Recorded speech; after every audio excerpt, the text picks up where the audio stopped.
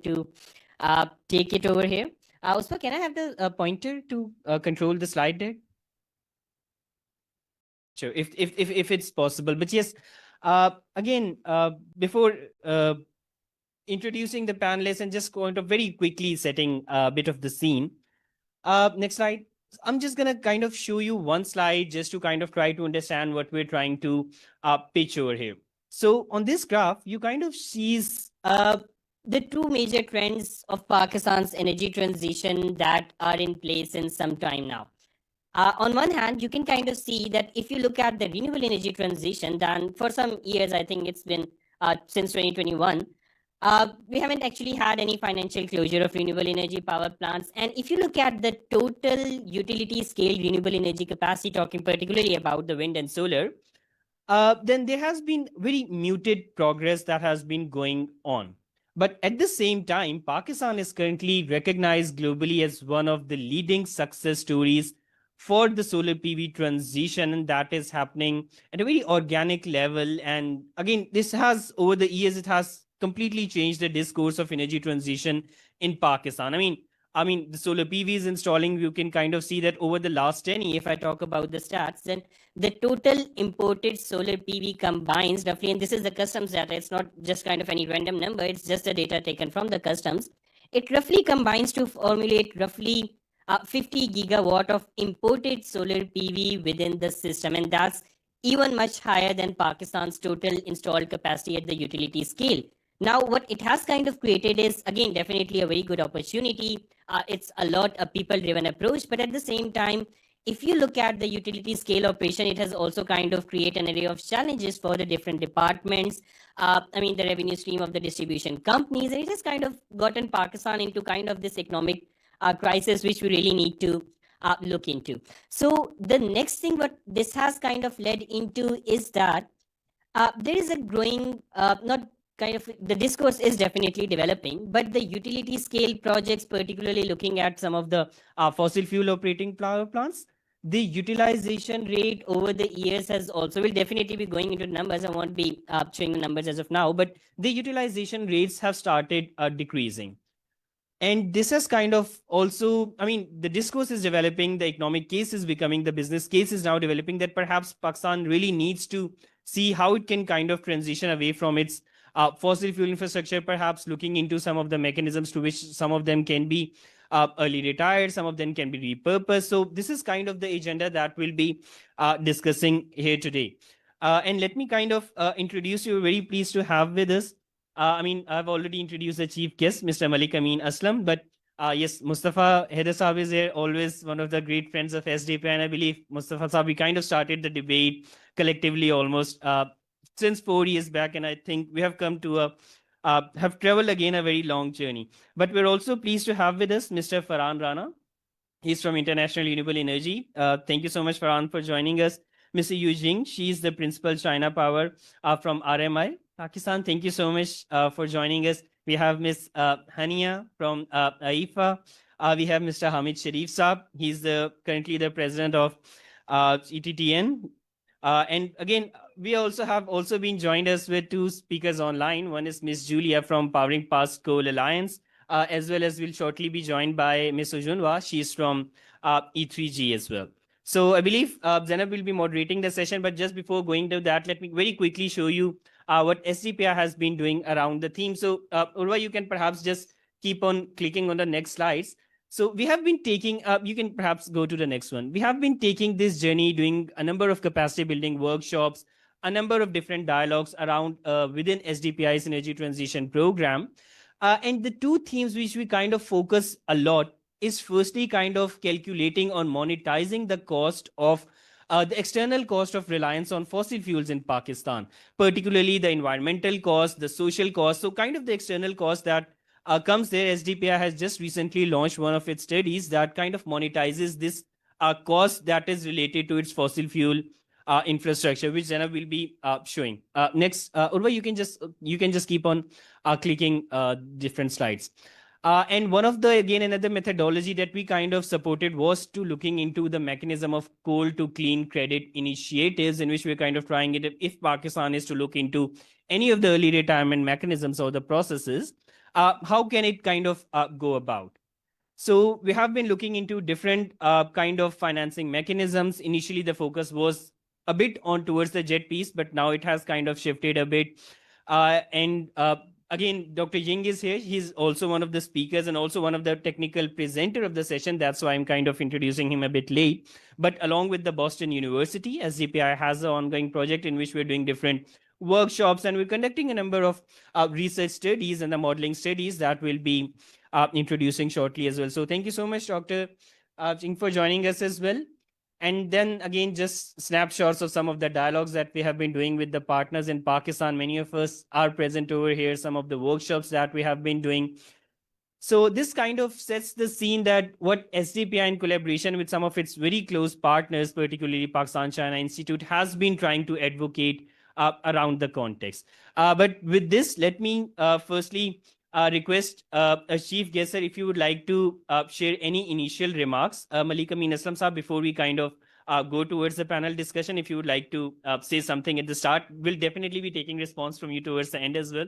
But if you want to say something at the start.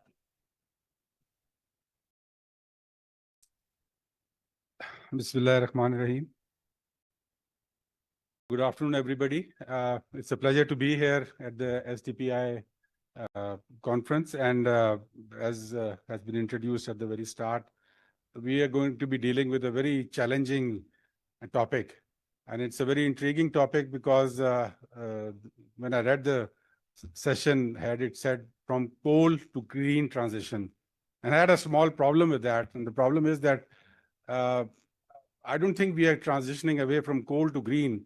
We are primarily green in Pakistan at the moment. It is just that we have about 10 to 15% of our power production on coal, and we want to transition away from that also. And it reflects the vision that Pakistan very clearly put forward in the INDC. It was when it was presented in 2021. It gave a vision of clean energy that by 2030 we want 60% of our grid energy to be clean energy. And it also clearly stated that Pakistan desires to move away from coal burning towards coal gasification. So with that in mind, I was very happy to hear, to see the news recently of one was on the Sahiwal coal project, which stated that they're looking at a few options, which include shifting it to clean local indigenous coal, but also looking at turning it into a solar farm. So that was the option I was very interested in. And the other news came from FFC, in which they had announced that they are going to be looking at coal gasification, setting up the coal gasification facility in Pakistan. So I think we've got some good examples coming up in Pakistan, but at the base of all of this discussion, there is a dilemma, which I call the coal dilemma of Pakistan. And the dilemma is that, Pakistan is a country which was really energy starved a few years back. Now, thanks to the people of Pakistan who took it in their own hands and have gone off grid and on to solar, we now have more energy than we need on the grid. But irrespective of that, we do need a base load reliability, and coal is one of the options that provides that. It is also an indigenous source. We've got the 186 billion ton of coal in Thar, which can power us, I don't know, it's 100,000 megawatts for 200 years. That's the figure. So that's that's the opportunity that is there in front of us. It's cheap, it's indigenous, takes us, provides us help in the trade balance that we have, the current account balance that we have, because we import all of our fuel from abroad. So these are the pluses which are there.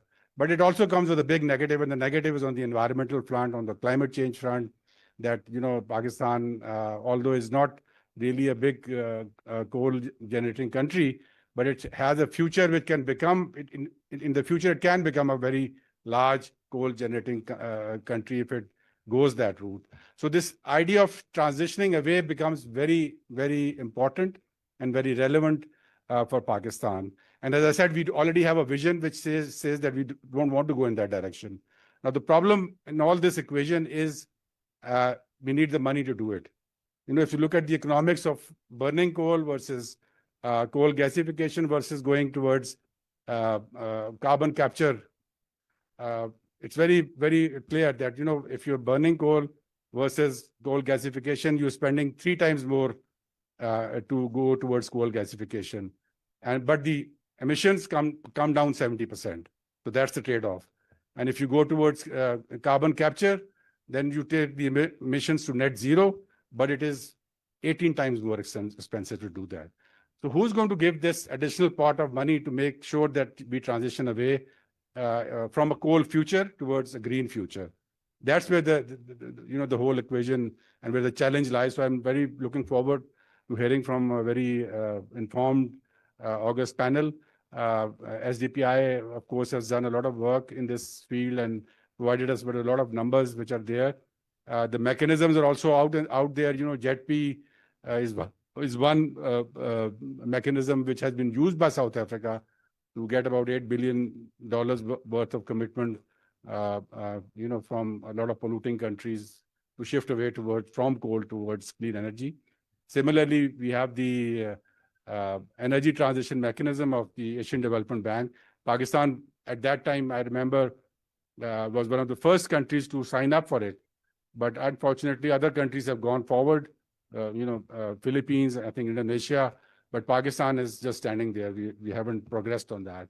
So that's another one mechanism. Then the CCI, I was seeing a report based on that, is another mechanism. So the mechanisms are there, the vision is there, the problem is in front of us, and the solutions are there. So we need to, find a pathway which can lead us towards a cleaner future.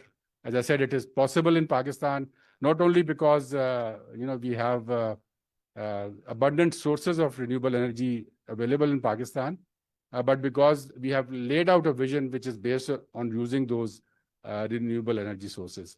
So with that, I would close, and I look forward to the discussion which is going to happen. Thank you.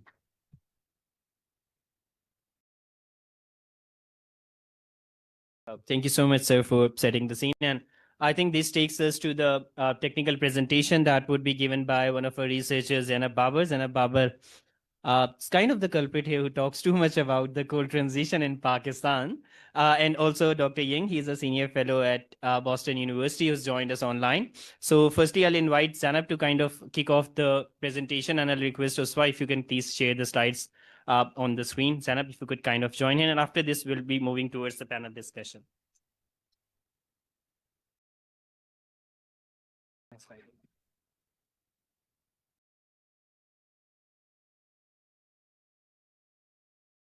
Assalamu alaikum and good afternoon, everyone.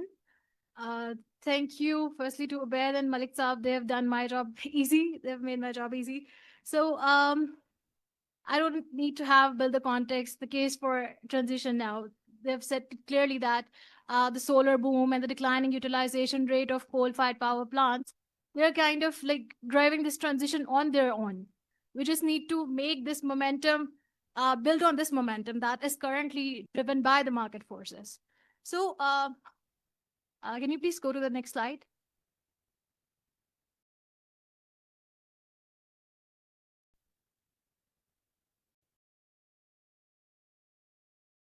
Okay. So just to share an overview of the power sector, currently nearly 60% of the energy mix is coming from the fossil fuels. That means a significant share of energy mix is around coal, oil, and gas. What this is currently imposing is that kind of energy sector is kind of high emission intensive sector. So we need to make this transition like from towards high emission sector to kind of low carbon transition. Just like if I can say it like why this transition is needed in one sentence is that the why this transition is needed is because the utilization rate of coal is declining and the share of solar power integration is increasing. If we can go to the next slide. So just to develop a bit of the context that when these coal power plants were introduced. So back in 2016, Pakistan was facing extreme electricity shortfall. There was a huge amount of load shedding that was taking place at that time. So in that time, there were huge investments that were made under CPEC, and these investments were kind of channelized into the coal power generation. At that time, these investments were proven very fruitful because they resolved the issue of electricity shortfalls that we were experiencing at that time.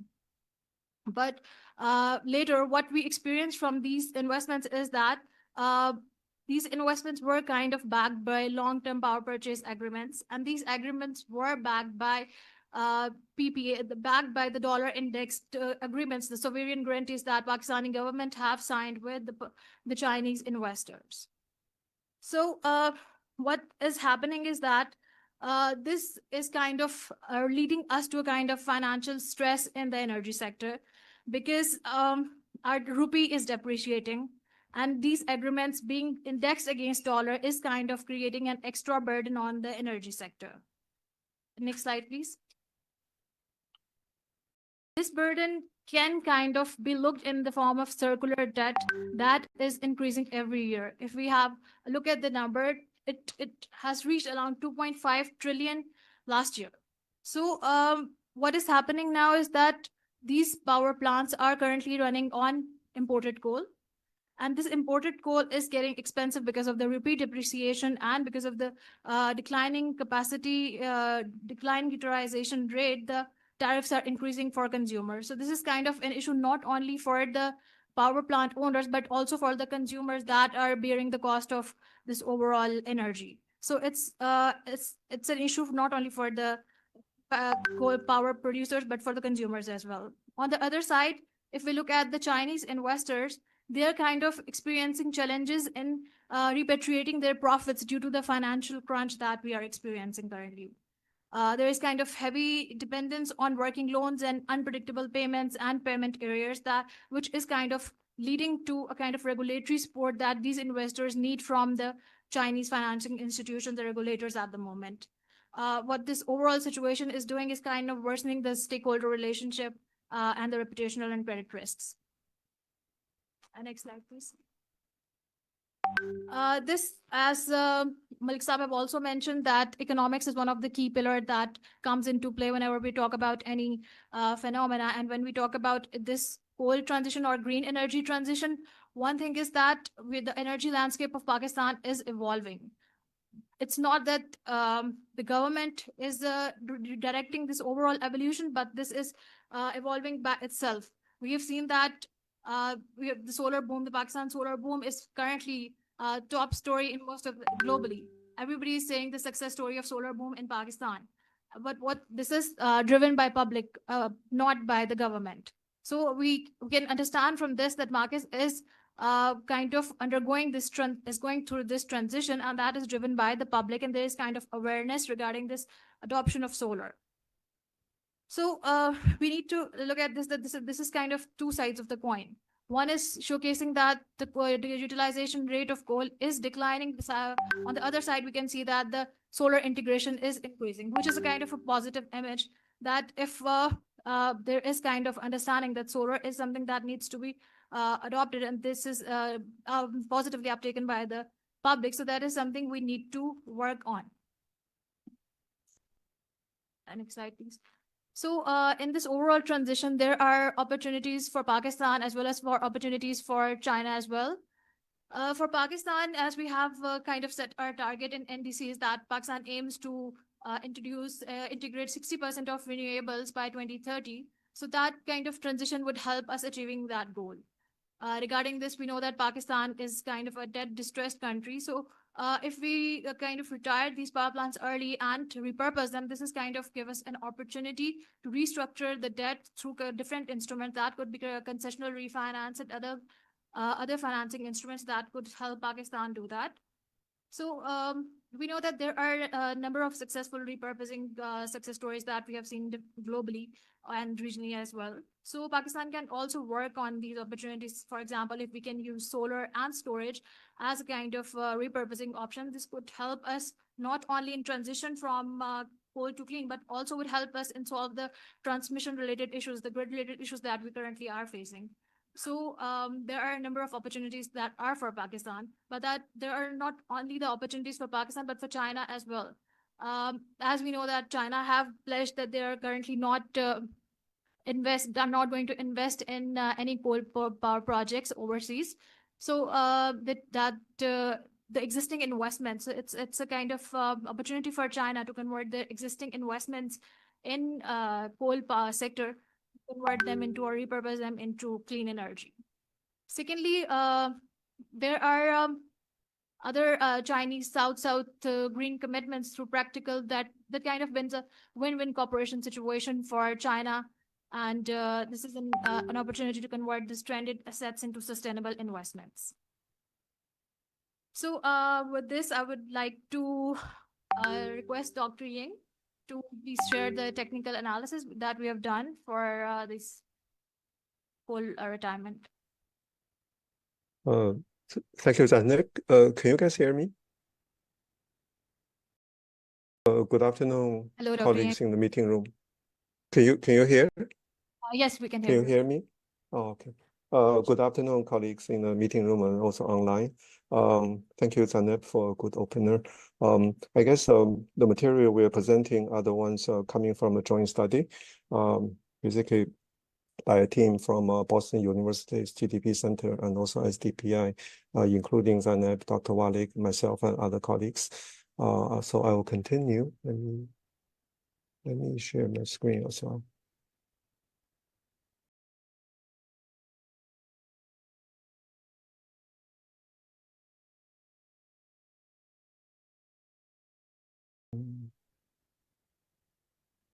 Did you see my screen? Sorry for that.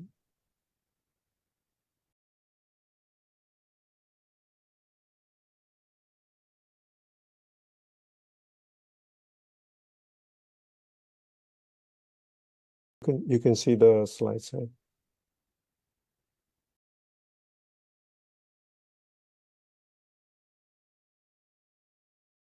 As I mentioned, this is a joint study. We have, in addition to qualitative analysis, we have conducted basically quantitative analysis based on the financial and operational data. So I show some of the results. There are many different scenarios. We try to simulate 3 different scenarios to be presented for you. One is the base case, which is basically, for example, in this case, it's China Power Hub. The base case is when the commercial operation date starts, and we keep it level for all the coming years, so the life of the plant. And also scenario 1, we compare is the current situation with a higher fuel cost and a lower utilization rate. And we have another scenario, which we understand is one of the negotiation position of Pakistan, which to ask China to provide the relief of 50% of the capacity payment arrears for the current 5 years till 2027. So if you look at just for argument's sake, for EBITDA, the earning before interest, tax and depreciation, amortization, if you look at the China Power Hub, the green line is the base case, which was expected when the plant started to operate, and then the yellow line is the current 50% relief, and the blue line is the current situation where Pakistan is facing.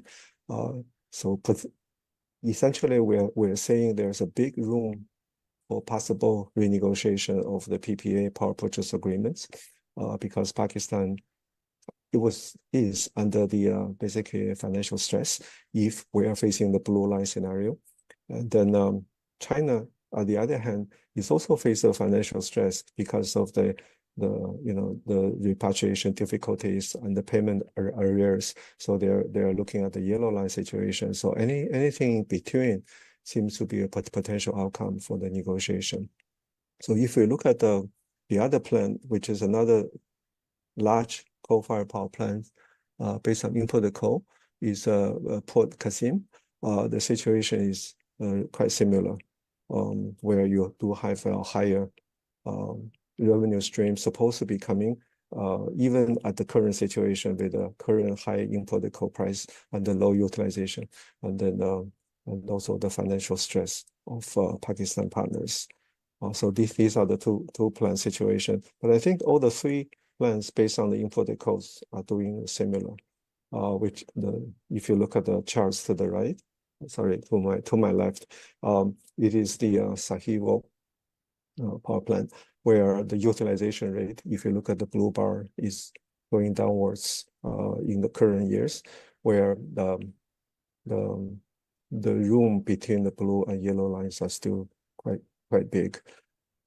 However, compared to the imported coal plants, the local plants seem to have a better situation, where this is the EBITDA from Enro power gen plant, which is about half size of the total generation capacity of 60 gigawatts, and it was utilizing local coal, where the utilization at current time is still reasonably high. It's actually quite high.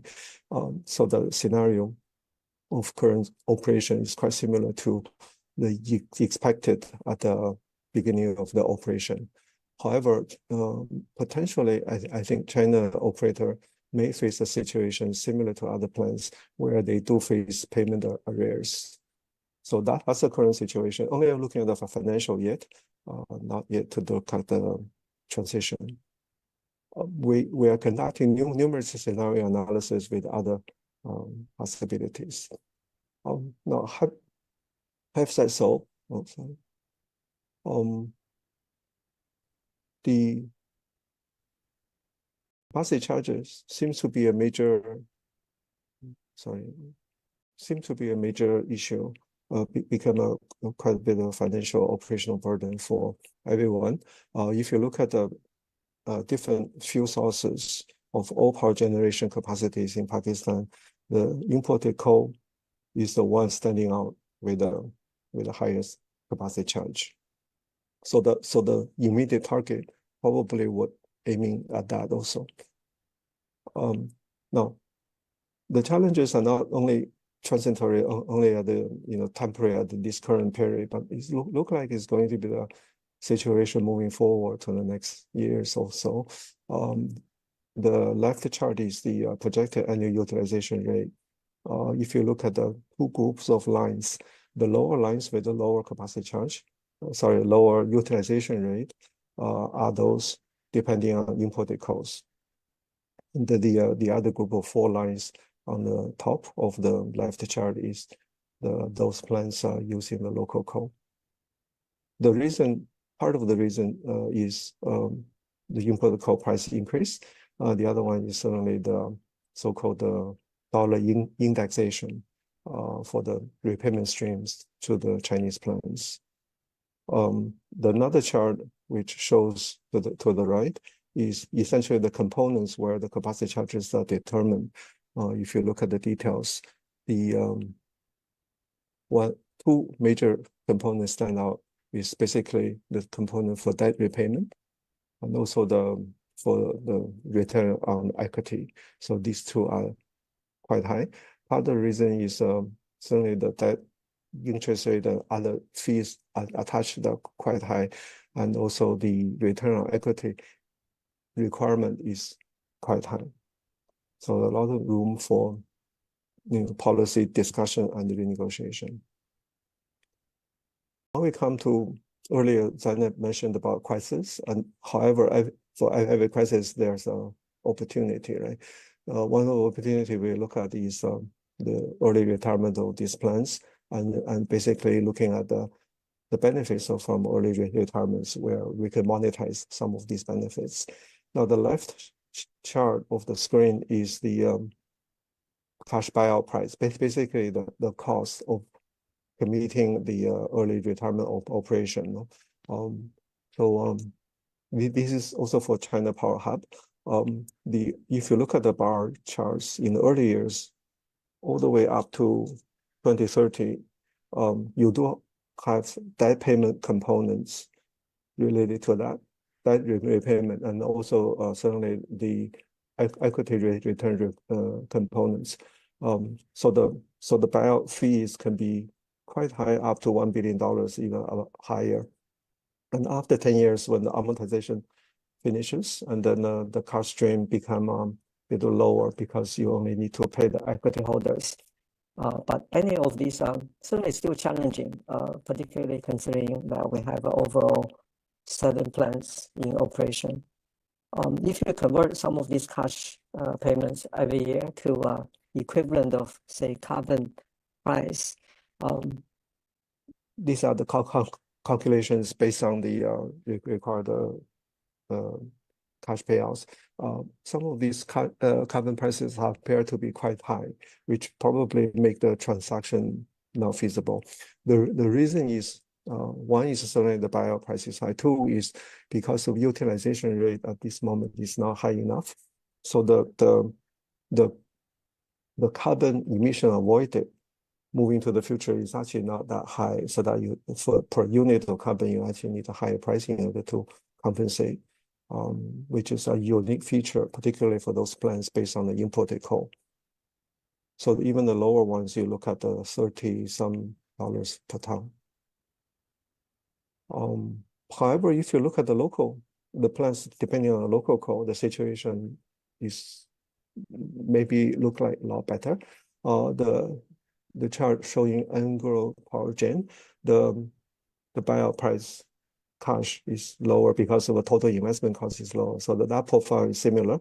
However, because of a high utilization rate, so if we do have a early retirement of this plant, the carbon emission avoided can be high enough, which warrants a relatively more reasonable carbon price, looking at the 15 or even lower than $10 per ton.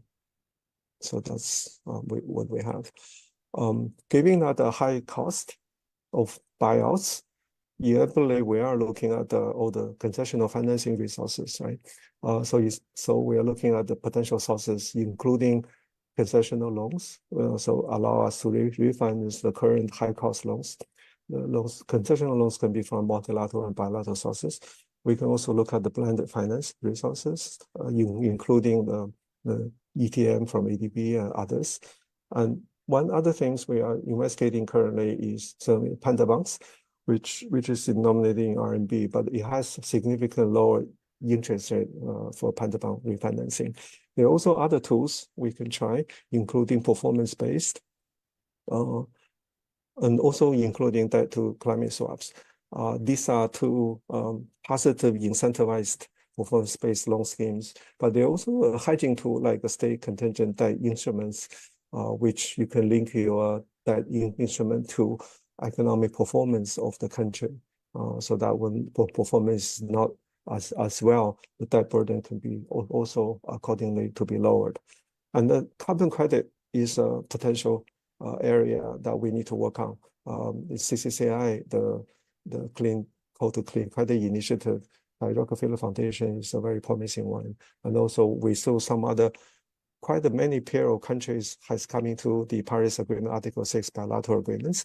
And another promising one which needs some more research is how to link China's voluntary carbon market to Pakistan, how to introduce China certified emission reduction program.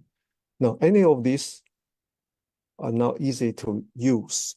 Promising parties, any of these programs are going to accompany technical and institutional support, but it does require reformulation strategies and policies and plans. It does require prudent repurposing and just transition programs, and also domestic counterpart financing. So many of these factors need to be carefully considered. And also they does require proven result management framework. Now we have looked at the different plans and coming out with readiness assessment. Now, unfortunately, many plans, the readiness is not super high, partly because many are still economically viable, given the current form of PPAs.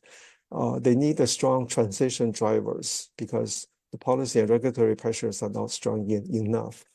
Certainly the financial innovation could be one of the strong drivers, and the repurposing could be one of the other strong drivers. And then good news is that there are feasible repurposing plans and proposals. And on the social dimensions, they also good pressure. For example, they have some local employment sensitivity. And some plans are actually quite central to regional development, so that repurposing has to be carefully considered. Now, the institutional readiness for these plans are also limited. They do have limited capacity of facing the transition, so a lot of work still needs to be done on capacity building and knowledge sharing side. We offer recommendations to the countries. We try to map the two countries together so that we can create the most synergetic activity. So we organize that by, say, sense of urgency, strategic approach, what to prioritize, what instruments to, what the institutional collaboration arrangement should have. Just transition issues needs to be looked at, and financing issues need to be looked at. I may not necessarily go into the details, but the important thing is, I think our China partners needs to have a good sense of urgency in order to prioritize basically the phasing out now. And for Pakistan, they need to balance different objectives of fiscal side, climate change side. And then certainly a lot of work needs to be done on the strategic formulation side. On the prioritization, the work needs to be started, although sometimes the early retirement will look down another 5 years or 10 years, but the work needs to be started to tackle the dead operational challenges. And then on the institutional side, they have to be some sort of a organization to be set up in order to kickstart all the activities. No? So there's we actually offer a good comprehensive set of recommendations, but any further recommendations needs coordination and communication. On the coordination side, there are strong needs to coordinate among key ministries, including the Ministry of Energy, Planning, Development, and also Climate and Environment. There needs to be setting up a technical working group to manage transitional finance and grid modernization. Communication is also key, basically to win as much support as more from all the stakeholders. So we need a clear national narrative to talk to all the people involved, and then to basically foster cross-party and stakeholder, and also enhance the basically the durability and legitimacy of the policy reform measures. So that's all. I go back to the podium. Yes, thank you so much, Dr. Ying Zainab, for this, detailed technical presentation. And I think with this, we'll be moving towards a panel discussion. So let me one by one invite the colleagues to join us on the stage. So Ms. Yujin Liu, she's a principal of RMI China program. If you could please join us at the podium. Ms. Hania Isad, the Energy and Finance Analyst at Institute for Energy Economics and Finance Analysis, IEFA. We have Mr. Farhan Rana. He's the Energy Transition Finance and Policy Analyst at International Renewable Energy Agency, IRENA. We have two online speakers. We do have with us Ms. Julia. She is the Head of Secretariat at Powering Past Coal Alliance, and Ms. Sujunwa. She is the Senior Policy Advisor at E3G. We have Mr. Mustafa Haider Sayed Saab. Mustafa Saab, please do join us on the stage. He is the Executive Director of Pakistan-China Institute. We have Mr. Hamid Sharif. So if you could please join us on the stage. Hamid Saab is the former Managing Director of AIIBA, but also the President of Global Think Tank Network, GTTN. And last but not the least, let me invite our panel chair, session chair, Mr. Malik Amin Aslam Saab, to please join us on the stage. And the session will be moderated by Ms. Zainab Babar. Zainab, if you could join us at the podium, please. So over to you.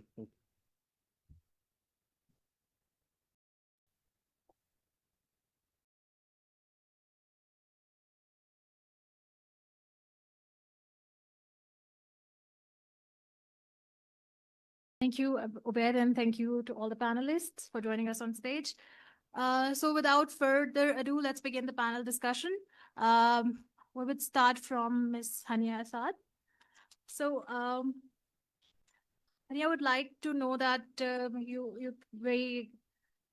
understand the context that we're talking about this coal to clean transition. models exist for repurposing the existing coal fleet that we have? And what could be the most feasible option for Pakistan in context of policy perspective and talking about the financing? So over to you. Thank you so much. Thank you so much for inviting me to this discussion over here. I think it's very timely because of the very fact that we've discussed and established so far, namely the solar boom that's happening and then the underutilization of the existing thermal fleet in the country. So I think these are very, very important factors that need to be taken into account when we're looking at a feasible model. In terms of practicality, I think we need to be cognizant of the fact that there's no one size fits all solution that is going to apply to the that we could just apply to the fleet in Pakistan. We've seen different models crop up all over the world. There are some successful examples of coal retirement transactions across the globe, in the West, in the region, in the Asian region as well. Very recently, there was a transaction that took place in the Philippines. But local, conditions were very favorable for a transaction over there. There was availability of domestic capital. There was a corporate mandate. Then there was a national policy that was in favor of a coal phase out as well, and for peaking emissions in the country. But when it comes to Pakistan, we do not have many of those factors available to us. What we have is a grid that is in surplus, in a massive surplus. And then we have, the burden of additional capacity payments because of how underutilized our existing power generation fleet is. And it's not trivial. So for instance, in 2024, the overall utilization of the entire generation fleet was just 34%. That means that we're paying, we're paying in excess capacity payments for the 66% of the fleet that remains underutilized. So these are things that we have to factor into a transaction that is, being structured. When we're looking at replacement capacity, even for the limited amount of generation that is being supplied by these coal plants, and I'm talking about the imported coal fleet in particular, because that is the one that is facing underutilization right now. Third coal fleet is still it's still being utilized to what it was contracted to do. So when it comes to the when we're talking about the imported fleet, and even at low instances of supply, when we're looking at replacement capacity, simply on a megawatt to megawatt basis, it's going to be just to replace a small portion of coal-based power generation, we're going to need a lot of renewable energy to replace that, whether it is solar, whether it is wind, because of how different these sources of generation are. And so when we're talking about a utility scale-based model, a megawatt for megawatt replacement might not work, despite the fact that these plants are located in excellent interconnection spots. And that reduces the need for building additional transmission infrastructure and distribution infrastructure. But despite that, a utility scale-based replacement, whether it's solar, whether it's wind, solar would be more feasible because of the geographical location that we're looking at for these plants. But that might not be feasible simply because of the fact that we have the grid is already in surplus. Battery energy storage, that would work. But for that, that is going to mean that we're going to be utilizing battery energy storage for peak management. That is the most suitable use case that we see for battery energy storage when we're looking at replacing coal with BESS at these on-site or at these sites. But that too is going to carry a hefty price tag because battery energy storage that is very expensive right now. Even though prices are projected to come down in the future, still it is going to carry a lot of a lot of additional funds are going to be needed if we're looking at replacing these plants with battery energy storage.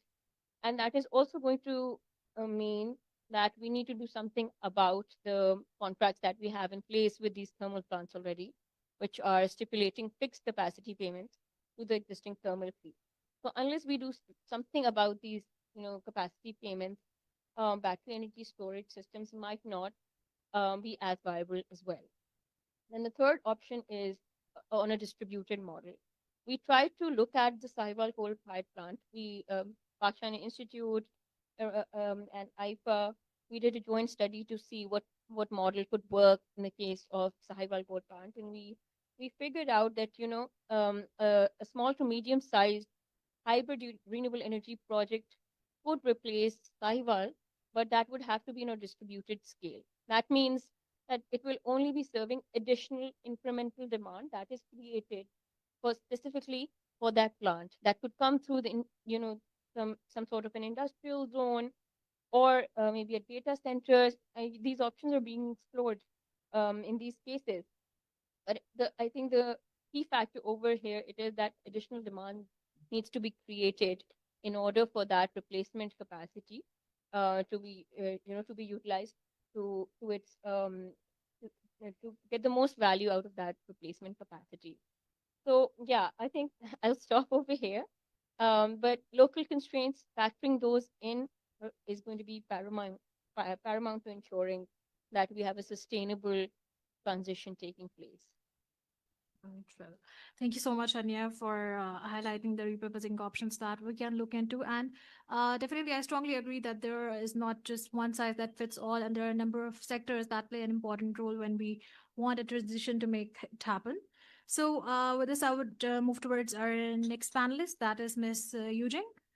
Ms. Yu Jing, drawing on your experience in China with the power market restructuring, and the repurposing of coal assets for the flexibility and storage, what key lessons and models regarding technical, regulatory, or financial aspects are there that could help Pakistan reduce the coal dependence? So, thank you.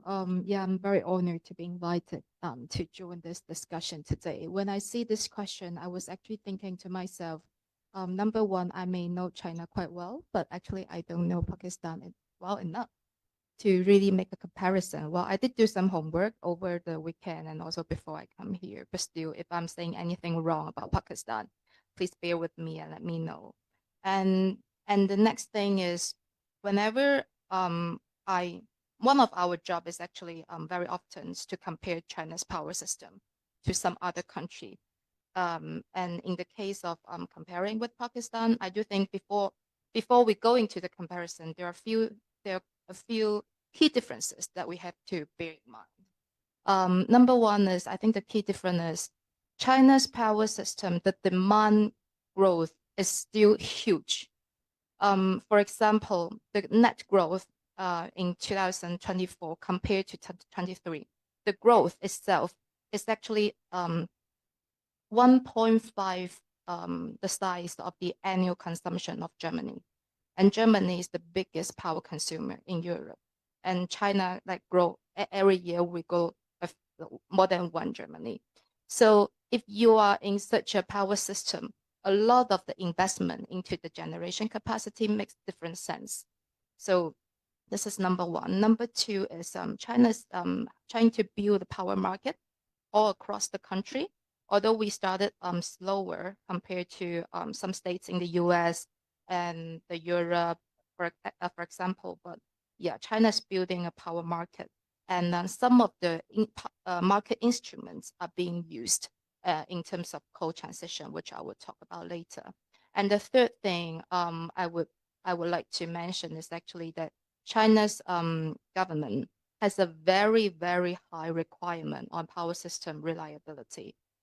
Basically, blackout is not acceptable at all. If there's a major blackout, the head of the state grid or Southern China grid, his political career will be a danger. Basically, let's put it this way. So this is also why another reason.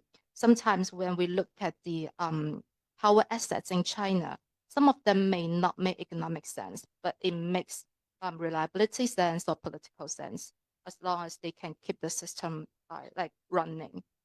So after all these key differences, I do want to share the role of coal power in China, because we can only think about the replacements and transition after we understand what kind of role coal power plays in China. So the number one role is very obvious of providing generation. So the share of a generation coming from coal power decreased from more than 70% about a decade ago to today, it's about 55%. I mean, very significant reduction, but still it's the biggest, and it's still more than half of the total, the country's generation. And the second role, which is actually more critical today, is providing flexibility and reliability. And if you look at when everyone talks about China's power sector development in the past 2 years, there's always a good story and a bad story from the climate perspective. The good story is China builds almost 60% of the world's wind and solar every year. We built almost 400 gigawatts of new wind and solar last year. And the bad story is we also built more than 90% of the world's new coal power plants. And actually, some system operators in China will argue that the reason we need that much coal is because we are having this much of renewables.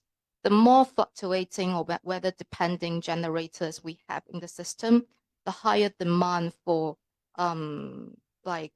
dispatchable units like coal will be needed.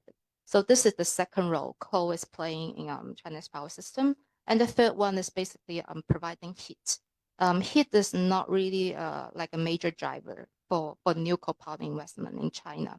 I would say the second role, flexibility, is the biggest reason. So when we look at how to transit coal power in China, actually there are two concepts. One is we want to use less, and the second is we want to build less. These two concepts are actually quite different. The first one is talking about kilowatt hour. I mean, we want to use we want coal power plants to generate less kilowatt hour and then to emit less. And the second concept is actually more about kilowatt. It's about when I need basically it's like a very flexible supporter for the grid operator. So we may not use coal that often, and the utilization of coal power actually it's also on a decreasing trend in China. But still, whenever we need it, it needs to be there. So basically, that's the idea. So I would say in China, we don't really talk about coal power, like clean transition, but there's a tool, power market tool that China's trying to use. That's what we call capacity payment. Basically, it means we all know that all this coal power fleets will generate less and less in the future because power demand growth will slow down, because China is building so many wind, solar, nuclear, hydro all together. But at the same time, there are still all this clean technologies, except for nuclear, like wind, solar, and hydro. They are so weather dependent, and and we all know that climate change are already bringing very frequent extreme weather to many parts of the world. So, for example, the hydro output could be very low in a certain year, when in that year we actually do need coal power to step in to filling that gap. So so the idea in China is that it pays coal power a certain capacity payment. Capacity payment is like an insurance that, like, you may not use the insurance, but you need to pay for it, and you are hoping that you don't want to use it. So that's the idea of capacity payment. So for example, I am a coal. For example, I own a 1,000 megawatt coal power plant. I receive a capacity payment from the system operator every year, regardless of how much generation I'm making every year. And in this way, this is actually another question I would like to raise, that when we are getting into when we are facing more extreme weather, and when we are having more weather dependent generation units in the supply side, the definition of stranded asset may be different. Traditionally, when we talk about stranded asset, we are saying that, oh, you are not going to generate as much number of hours as before. But today, this assets, some of them may actually still need to stay in the system, but they are not really generating that much. So this is what we are observing in China. There are also, of course, good and bad perspective of this market instrument. But in general, this is what I'm trying to introduce, that what China has been doing. So we still need coal in terms of capacity, in terms of emergency, but we are also, for example, having the spot market to making sure that whenever other generation is available, we use other generation first. And coal is being the last unit to be called up by the system. Thank you so much, Ms. Yujing, for sharing the insights and what's happening in the Chinese power market and how China is kind of balancing the energy equation. So thank you so much for your insights. With this, I will invite our next panelist, that is Ms. Julia Skorupska. Ms. Julia, building on China's learning, PPCA have also been working a lot globally on early retirement of coal-fired power plants. So I would like to know from you that what are the top 3 regulatory or policy reforms in your perspective that Pakistan should enact to formally establish and manage early retirement pathway for its coal fleet? Over to you. Thank you very much for inviting me along today. It's really great to be here with such experts. So as you mentioned, I'm the head of secretariat for Powering Past Coal Alliance. What we try and do is bring together people from around the world, governments, subnational governments, utilities, financial institutions, to share experience on how they're delivering the coal transition and to think about what, as an international community, we need to do next to support countries who want to think about transitioning away from coal. So you asked me about what are some of the policy measures that we see. So over the last 2 years, we've been using these forums to try and surface some of the key learnings from countries which are transitioning away from coal, and also what financial institutions are looking for as they think about supporting the transition away from coal. And what comes out of this? I think, first of all, the kind of main thing which is coming out of this is the importance of energy planning. The importance of energy planning, both for delivering a secure transition, so making as you've already heard, a blackout is not an acceptable thing for consumers, for businesses, and so making sure that you're doing the energy planning to think about how energy security is going to be maintained across the system. But also thinking about the importance of energy planning for being able to mobilize investment and for being able to kind of give people a sense of how the system is going to change over time. And I mean, I think that's one of the key lessons that come from financial institutions who take part in our work.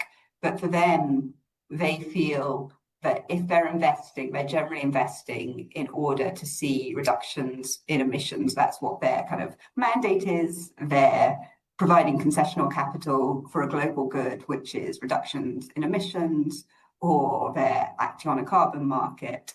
And so they want to be able to predict what are those reductions in emissions going to be, and also to understand that there isn't going to be leakage, there isn't going to be emissions coming from elsewhere.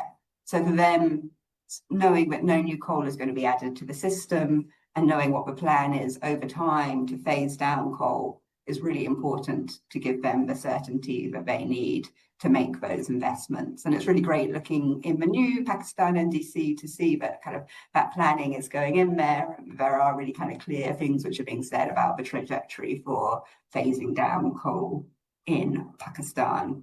So maybe that's kind of one thing, the importance of planning. The second thing I'd say, the importance of just transition planning as well. So starting really early to think about how are you engaging communities, how are you engaging businesses around how communities will be supported through the transition. I mean, that's obviously really important from a perspective of justice, equity, looking after our citizens, but I think also really important from a perspective of the success of the transition. We all know that there are possibilities to generate new, good, higher quality jobs from a coal to clean transition, but we need to do that in a kind of thoughtful way, thinking about the impacts on the communities who are currently reliant on coal for their income.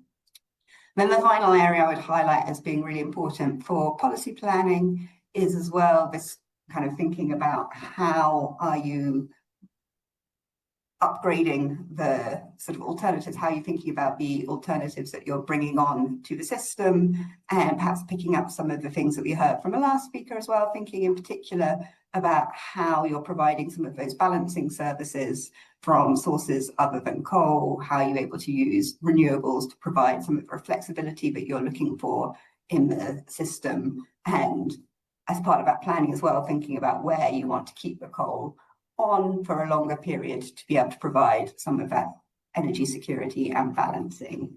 So I'd say that those are the kind of three things which we find are really important in terms of policy measures, long-term planning, just transition planning, and also thinking about how you are incentivizing renewables to provide the services that previously you've been relying on some of the coal for providing.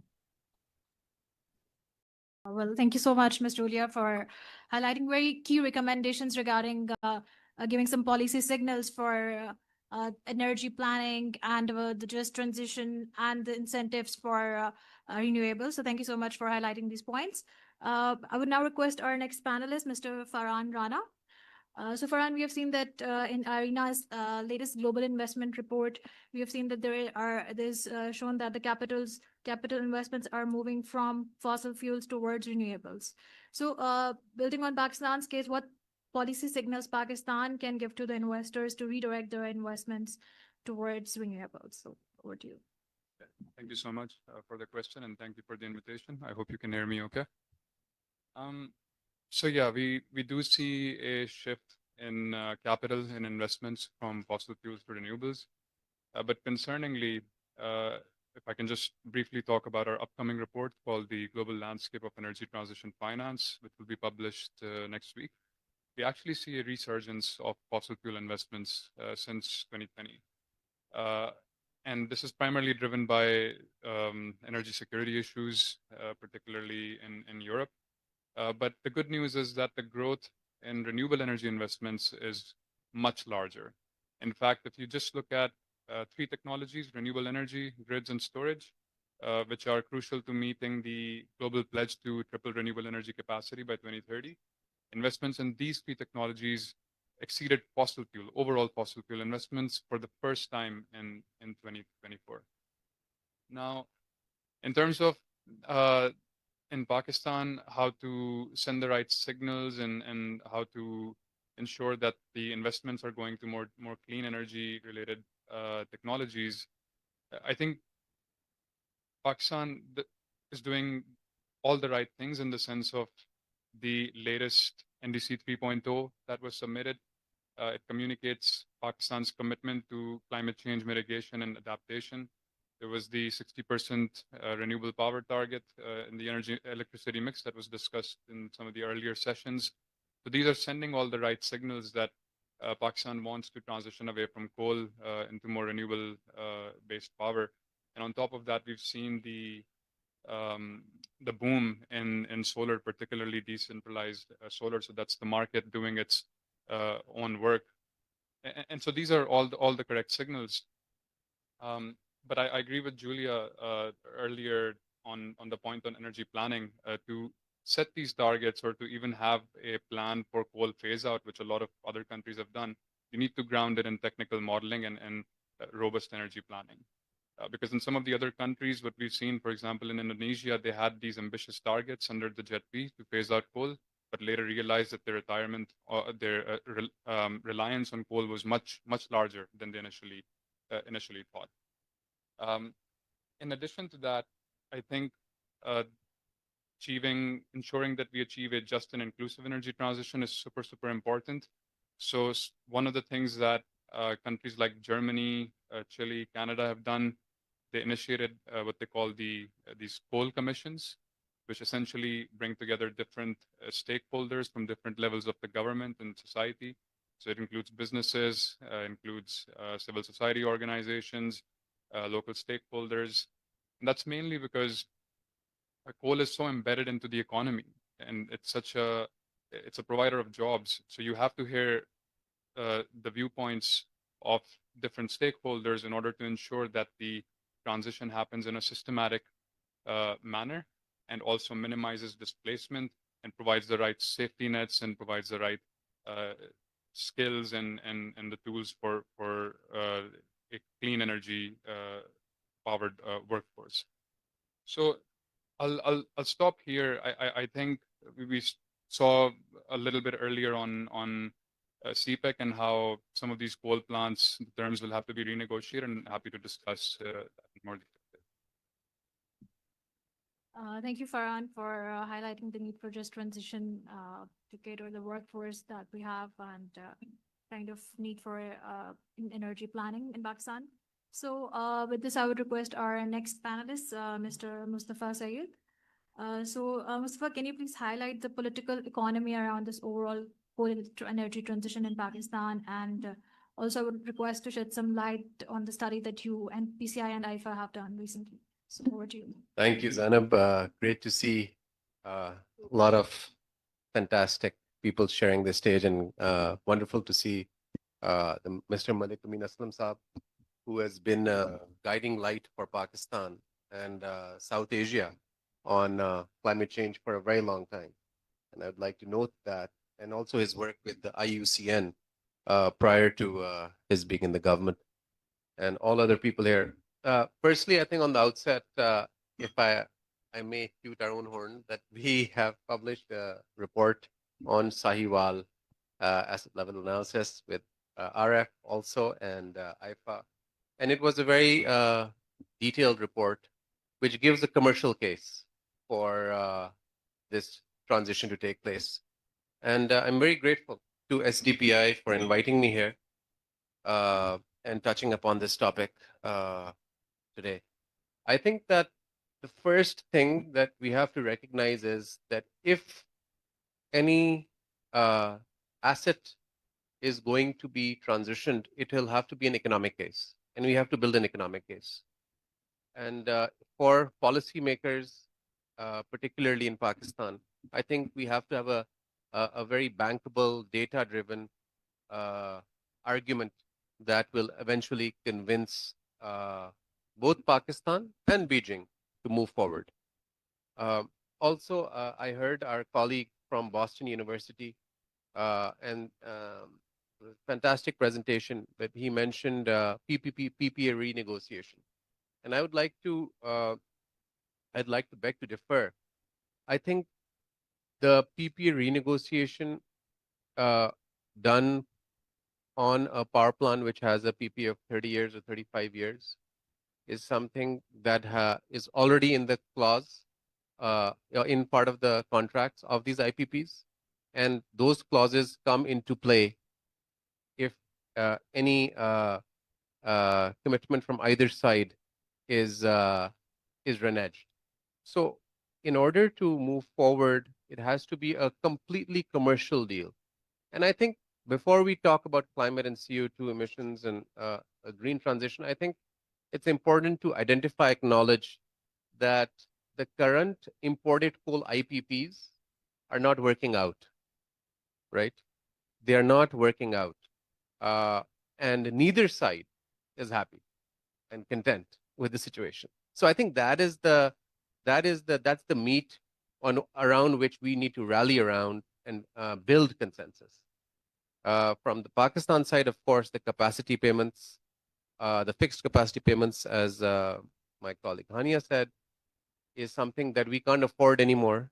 Then the imported coal itself and the price fluctuations that have happened is something that gives uncertainty to and removes any predictability. And third is Pakistan's own economic, what has been in the past 2 years, we've gone through economic turmoil and we have had very less foreign exchange. So that makes us difficult to buy and pay for this imported coal, which is supposed to be paid in foreign exchange, but we are paying in rupees. And it also causes a lot of pressure on the investors who have, coal contracts and who had long-term coal contracts And now they have to do spot contracting because of this issue.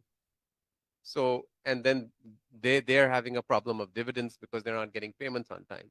So there's a vicious cycle that's happening. And what is the way forward of this vicious cycle and of course, these power plants, the excess electricity and power is because there were industrial zones planned when these power plants were set up. And those industrial zones never really came into being. So it was forecasted that this power will be used there. So this is the pure economic case, which makes a lot of sense. And then when we talk about China and China's investments in Pakistan, we see that China is talking a lot about the green transition. It's leading the world in renewables, in EVs, and in all things green. So it from that lens, it makes sense from an approach, from an understanding that there would be buy-in in Beijing on a transition which can also have potential investment from China if we are to repurpose with renewable investments or even to phase out or retire. So I think that and consistent to that, we were just myself and some of our colleagues and the Minister of State for Climate were just in Beijing actually just a week ago. And we have signed an MOU with the Belt and Road Green Development Coalition, which is primarily an arm of the Ministry of Environment and Ecology. And it's actually, I would like to report here that for the first time, this coal IPP retirement and transition was raised in a ministerial meeting with Vice Minister Gofang. And the MOU that Pakistan-China Institute has signed with the BRIGC with former Vice Minister Zhao, who was actually Vice Minister of ME till February, actually talks about this specific green transition. So we really want to take this forward. And I think that it's the political buy-in and understanding is very, very important. And I think Julia is totally spot on that integrated energy planning needs to be in harmony, and there has to be cohesion, because we have new power plants and we have outdated grid, and all our investments have come in the past 10 to 15 years in power plants, but we have not developed a robust mechanism in being able to receive in investments in grids. And we haven't opened it up. We haven't liberalized it. It's still a very public sector driven area. And I think that has to be liberalized in order for the grid and transmission to be totally transformed in order to receive potential renewable investments and become smart grids, which is a prerequisite. And I think that that data-driven case is being now communicated to policymakers in this realm in Pakistan. And I think it will also transcend into Beijing, and there will be ultimately that understanding. And I believe there will be that buy-in, because I do feel that there is a sense that there needs to be a solution which is mutually acceptable and commercially feasible. I think that sense is there. And I think we need to really build upon that sense, right? And given that China has done so much on green, on the green renewable investments and solar panels, and as we've been talking about the green, the solar revolution in Pakistan. So all the solar panels are coming also from China. In fact, Pakistan is, I believe, correct me if I'm wrong, one of the largest importer of solar panels, Chinese solar panels. So I think that there has to be a consistent case. And I think there's one thing which is very important, and there's this narrative, which I think there's an elephant in the room, and everyone talks about it, that global South countries should continue with coal power plants, right? There's this narrative. And anytime we talk about coal retirement or coal transition, there's this argument comes in. And I think that when we talk about coal, we have to have a phased approach, right? All countries have to have a phased approach. But I think that when we, and I think the first phase for Pakistan in its trajectory has to be imported coal power plants. And it has to be a dual approach, right? A commercial case or lack thereof. Is this working? And then, of course, environmental case. And I think that no matter how much supercritical technology a coal power plant has, I think that it is not the future fuel of the world. And I think that it's time that we call it out and we draw that consensus and we establish that. And this is not based on personal opinions, but this is based on scientific data. And while we have indigenous coal reserves, we also have a phenomenal wind corridor, which we have in there are wind power plants in Thatta, in Jampir in Sindh, in Dalbandin, in Chaghi in Balochistan. And of course, we are very predisposed positively towards solar radiation as well. So I think we need to have a reboot in our energy outlook. And I think I see it as a promising trajectory as we move forward. Thank you. Thank you so much, Mustafa, for highlighting the phased approach that we need to retire these coal power plants. Thank you for your insights. With this, I would request our next panelist, Mr. Hamid Sharif. Hamid sir, building on what Mustafa has just said, we have seen that different MTBs like the ATBs, ETM, and other MTBs are working on different financing mechanisms to kind of retire these coal assets and convert these stranded assets into sustainable investments.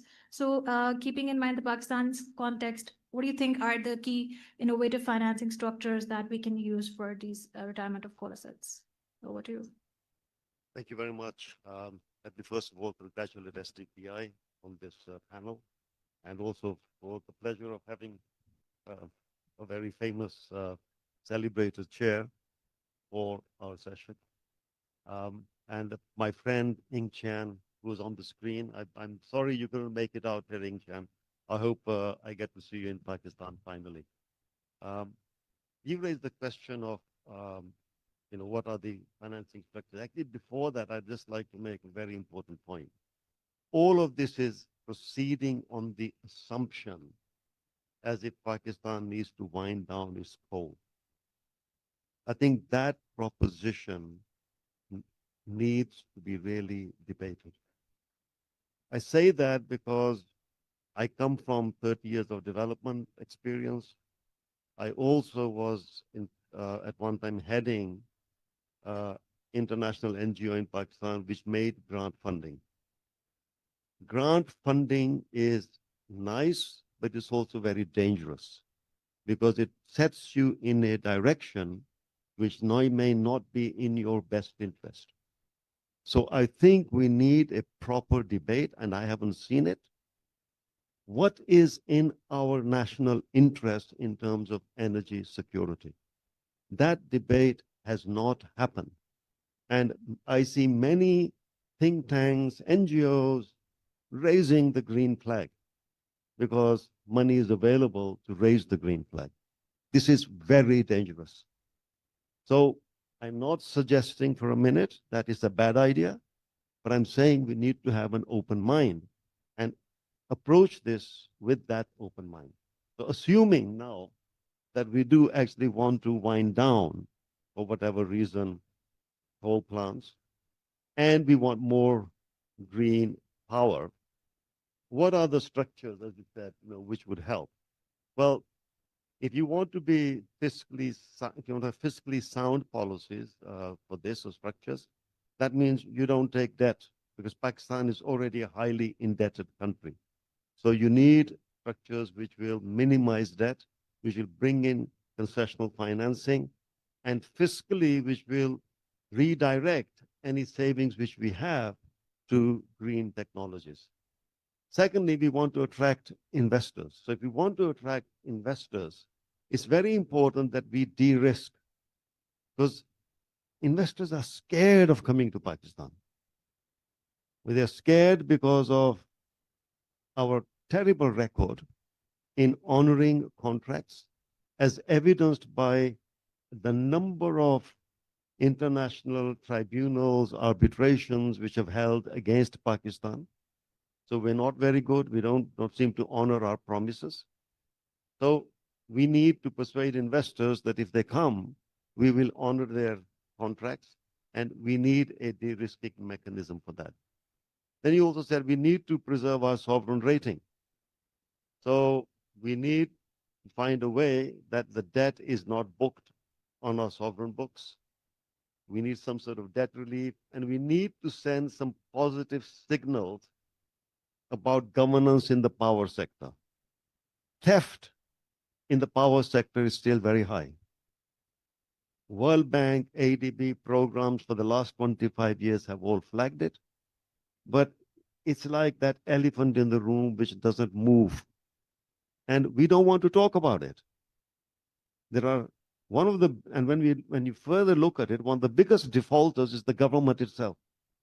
There are government departments who are not paying the utilities their bills.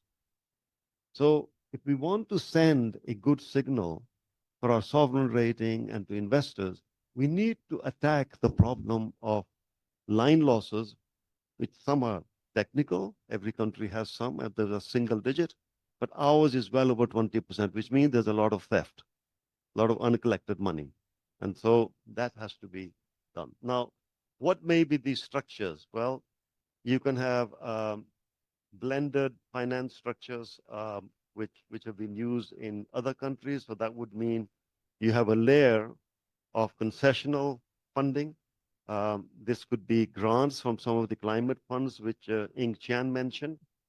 You can get concessional loans from World Bank and ADB. Pakistan is still eligible for IDA and ADB's ADF, Asian Development Fund, concessional loans. Then, of course, you can get the more harder senior debt from MDBs like ADB, World Bank, AIIB, etc. And then the third layer can be commercial finance. Now, why would the commercial finance come in? They would come in because typically the way you would structure this is that the first loss would be suffered by the first layer, which is your concessional funding. And that gives confidence to commercial lenders that they are protected somewhat. It also makes the project very attractive for commercial investors. It achieves an overall lower cost of capital. So you've got grants, you've got concessional financing, then you've got MDB senior debt, and then you've got commercial debt. So if you look at the overall price of capital, this will lower it. We can then talk about carbon market mechanisms. I think those were mentioned, I think, in a couple of presentations. So can you take savings from, by shutting down these coal plants? How do you convert them into carbon credits, and can you trade them? And of course, the very important thing which is needed here is that you need MRV. You need a robust structure of measurement, reporting, and verification by a third party. You can also have an off-balance sheet structure. So you create a special SPV, which maybe has a guarantee from the government of Pakistan. On the basis of that guarantee, it then raises financing from different sources. And under it, you can create a fund to retire some of the coal plants and also to put up new renewable energy. Advantages, of course, this is not counted as sovereign debt, so it is very good. MDBs can provide the capital directly to the SPV, so it's not on the government books. Government doesn't have to put money in directly, it only is guaranteeing, and therefore there is no impact on the debt to GDP ratio of Pakistan. So this is a very good way in which this can be done. Then, of course, you can have equity participation. So this is not debt, so you bring in foreign investors, the way we've been doing it in IPPs. You can do it through a fund. So have a fund to support renewable energy projects. Many countries have done this. IFC or ADB private sector window comes in, puts money in for 5 to 10 years and exits after 5 to 10 years by selling a successful project out to other people. Then you can have guarantee structures in which you get MDB guarantees instead of loans. Pakistan only pays a very small guarantee fee for that, and it only becomes a debt if the guarantee is called, and hopefully it's never called. So that's another mechanism. A fourth mechanism might be a debt for climate swap. Many countries have done this, so this is something Pakistan would also consider. And very lastly, there's an instrument called results-based lending in ADB, World Bank, and AIB now as well. And that means you achieve certain milestones. So there's no debt created yet. And that debt is only created after you have actually achieved something, you have performed. So at that point, so you can also minimize debt. Hope that's enough for now. Thank you. Yeah, that's perfect. Thank you so much, Amit sir, for sharing these innovative instruments that we can use for coal retirement. And one thing that we definitely need to understand that for all these instruments to work, we need to have a de-risking mechanism and need to give positive signals to the investors. So thank you so much for highlighting this.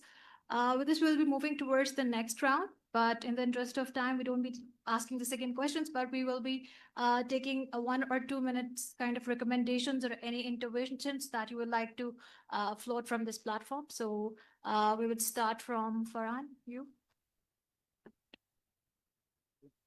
I think this point was already touched upon earlier, but under CPEC, the first generation of energy projects, as we saw, were mainly coal and a bit of hydro.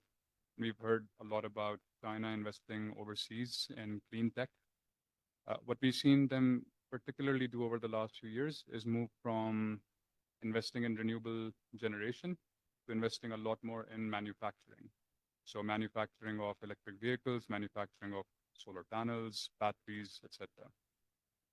So there's a new data set that came out last year from the Net Zero Industrial Policy Lab, which shows that in 2024, China invested 72 billion in manufacturing of these clean tech technologies outside China.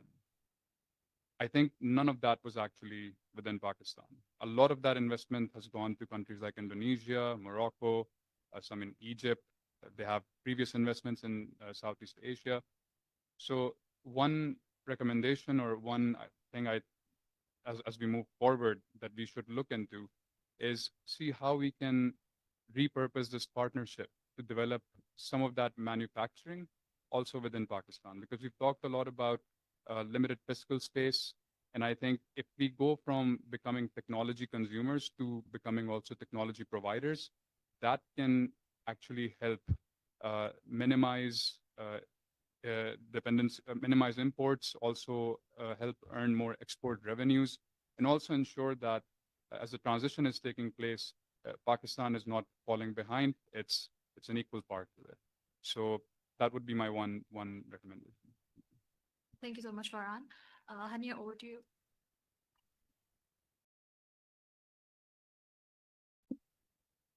Thank you, Zainab. Actually, I would like to respond to Hamid Saab's comment on energy security. So this argument, we've heard it many times. And I think what we need to acknowledge is that we already have the facts support that this argument is becoming outdated. So we have a new generation planning exercise, and if you look at that, you can see how, what the future projections for utilization of these plants are going to be. I think a distinction has to be made between domestic coal-fired plants, that is the coal-based plant, and then we have imported coal-based. So while the healthy utilization with coal utilization it's dropping to almost 0%, and that over the next 7 years. So I think that is evidence that shows that these plants may not be very vital to the energy. So I think we have to we focus narrow our focus on assets which can be viable and which can provide win-win solutions as well. And you know, modeling, an economic case and a commercial case can be made for retirement, which is not hurting the investors and yet could result in savings for the government as well, for other stakeholders. As led on is that we need to create win-win scenarios. That's very important. And that can only happen through dialogue, through proper stakeholder. Right now, I sort of jumping on this case, the coal retirement makes sense. We were one of those actually. But we see that there's a lack of communication with the actual investors that are involved, that are to be involved in these transactions.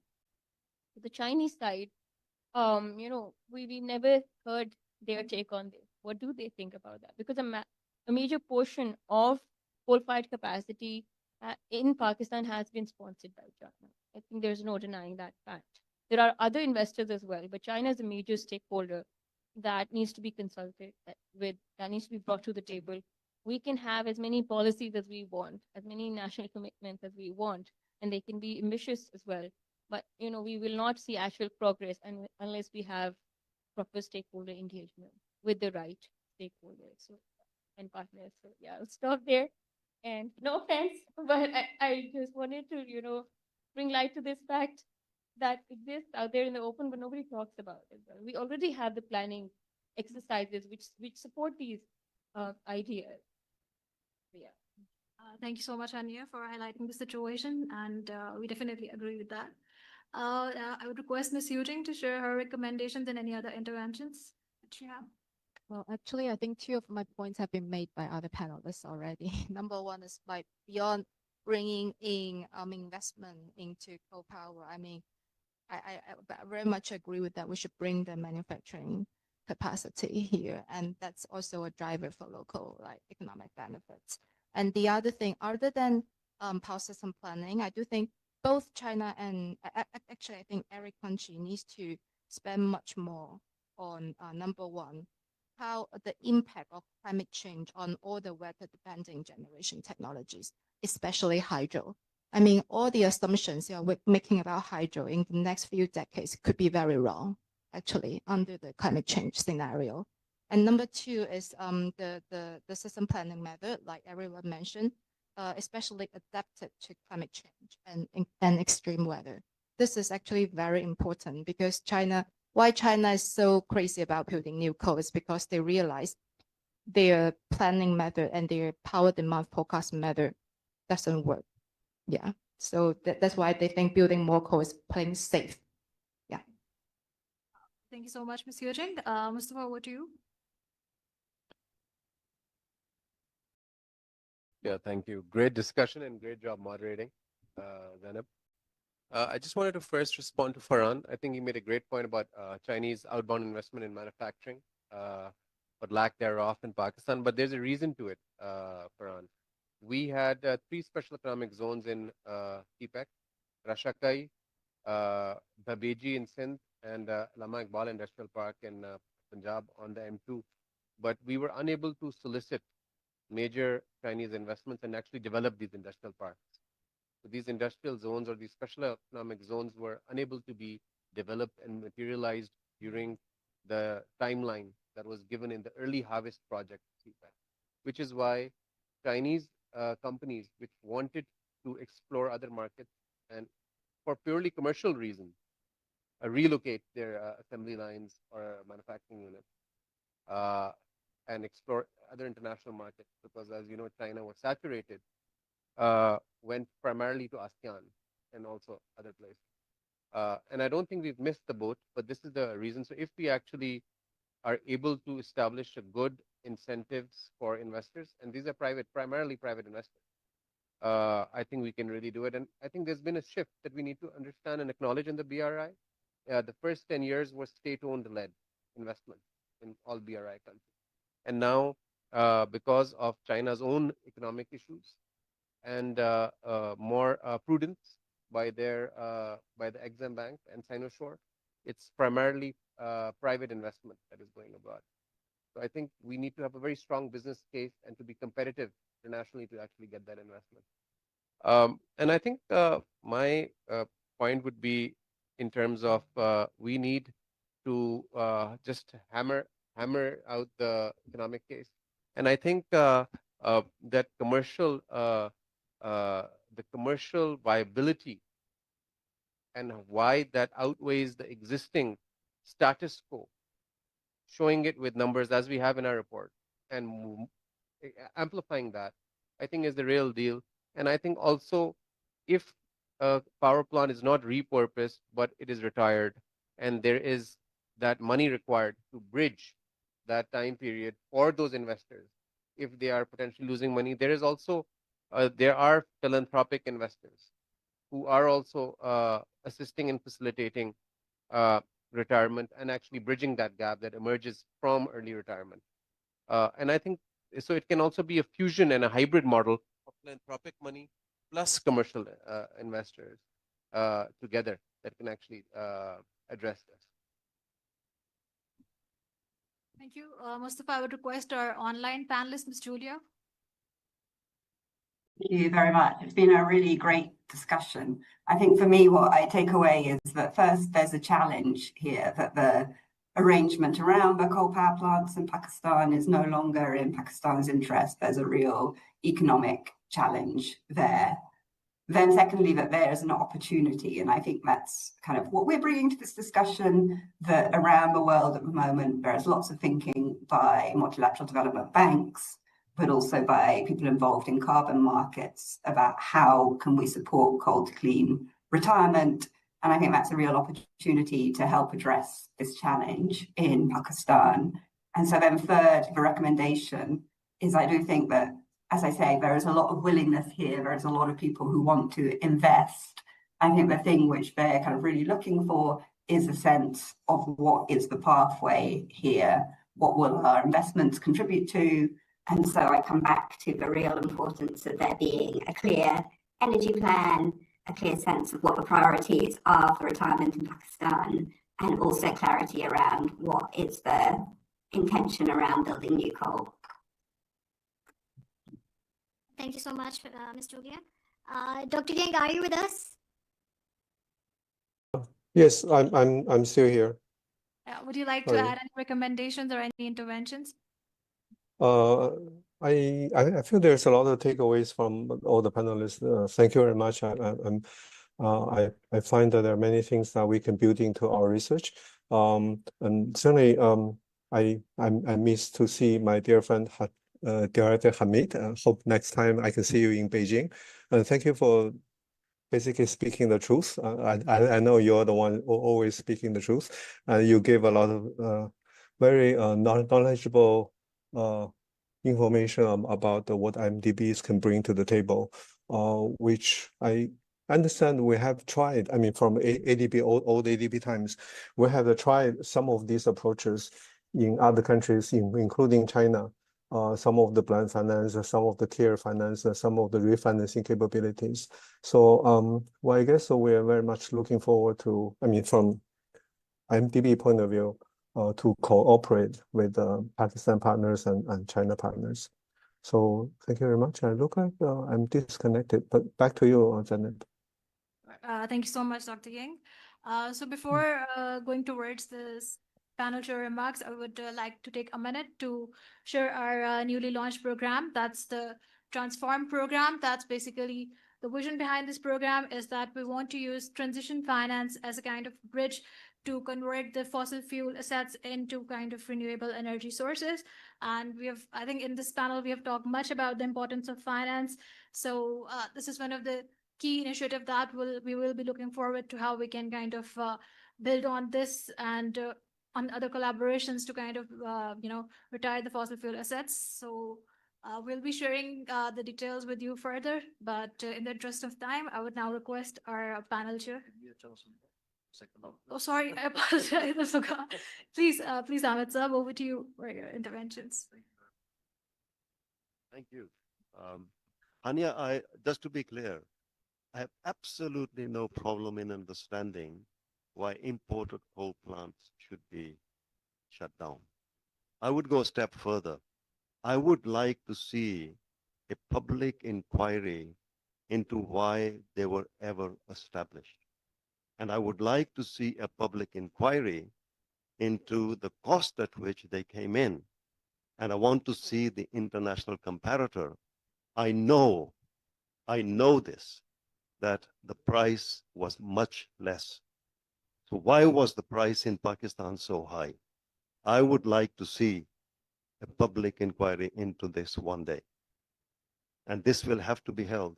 We cannot just say, shut this down and ask the public. The public here will pay for it, that they should now pay more to shut down a project which should never have been established and never at that cost. So I hope Amin Saab, one day your party is back and you can institute that inquiry, because this is a public good which needs to be done. Now, takeaway for me is everything in Pakistan ultimately boils down to one issue: governance, governance, governance. And if we want to bring in, more capital, more private sector capital for renewables, I think we need to address governance issues. Mustafa has mentioned the fact we couldn't get the SEZs done. I don't think it's a mystery why these are not done. We have a problem. It's governance. Our bureaucracy is not business oriented.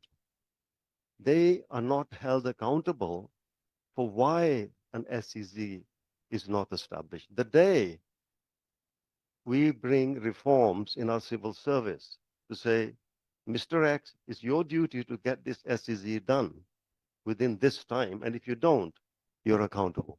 We have no accountability in the whole system.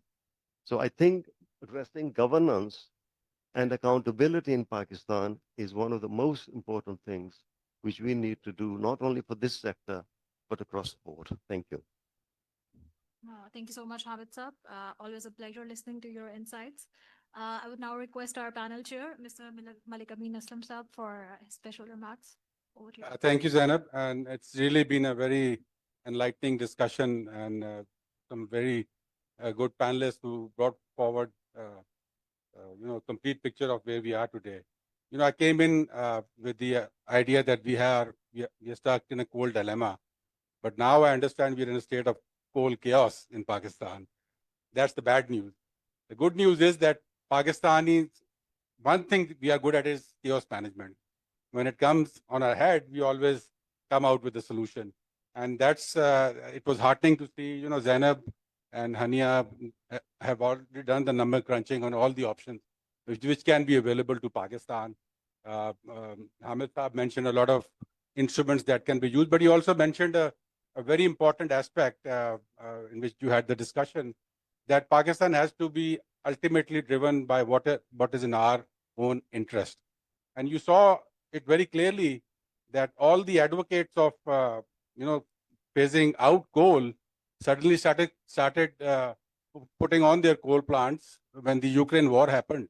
We saw Germany and the UK go after shutdown plants and turn them on because it was in their national energy security interest.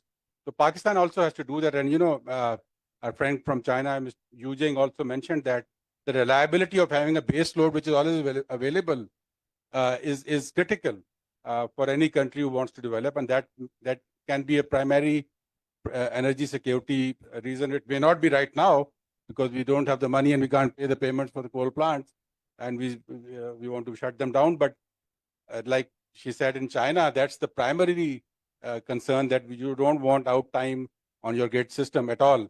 So even if you have a plant and you're paying the grid capacity, you still want that plant. So the energy, the national interest driven issue has to be addressed. And I think the NDCs does address that in saying that, yes, we want to go off the coal path and we want to go in for the best available technology, which is coal gasification.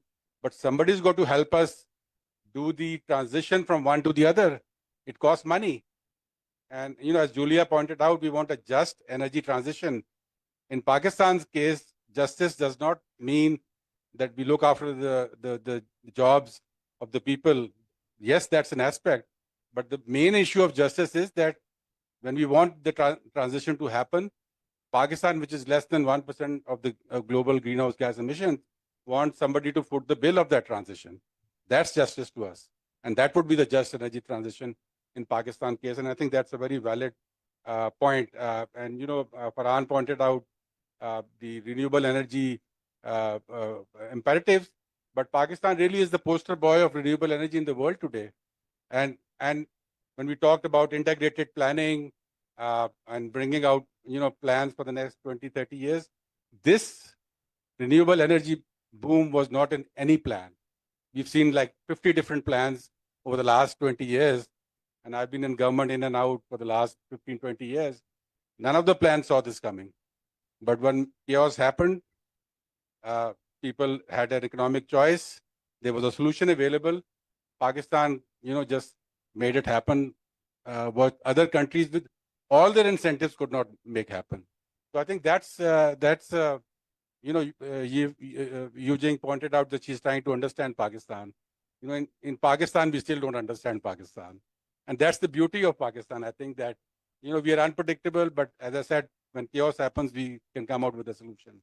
And so I think that's a real takeaway. But I would also like to wish Mustafa best of luck, because you signed a very, very strong agreement, MOU with China. And, my own experience is that when China signs up to an MOU, it follows up with action. We have, so many MOUs with so many countries. Nothing happens at the end of the day. But China has already planned and thought about it before it inks the paper. So I think hats off to you for signing on that MOU. And you made a very valid point that, this transition is going to happen when the economic case is strong. That's the bottom line. And I think if we can sit together, make it under the national interest, it would certainly happen. And I think it's in Pakistan's interest and global interest, but the world also has to wake up and make sure that it's a just energy transition. Thank you. Thank you so much, Malik Saab, for your remarks. And thank you to all the panelists who have joined in person and online.